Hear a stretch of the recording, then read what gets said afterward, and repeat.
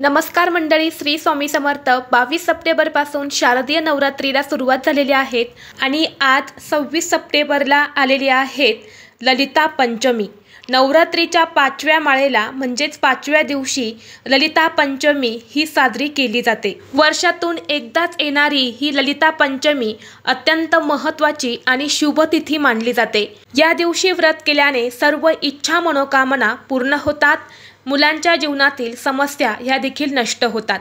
तसेच या दिवशी काही प्रभावी उपाय सुद्धा केले जातात आणि म्हणून आपल्याला आज संध्याकाळी घरात कापुरासोबत ही एक वस्तू जाळायची आहे. ही वस्तू जाळल्याने 7 पिढ्यांचे दारिद्र्य नष्ट होऊन घराची, मुलांची, पतीची अगदी भरभरून प्रगती होईल. तर अशी कोणती वस्तू जाळायची आहेत, हा उपाय कसा करायचा आहे, कशा पद्धतीने करायचा आहे, याबद्दलची संपूर्ण माहिती एका व्हिडिओद्वारे मी तुमच्यासोबत शेअर केलेली आहे.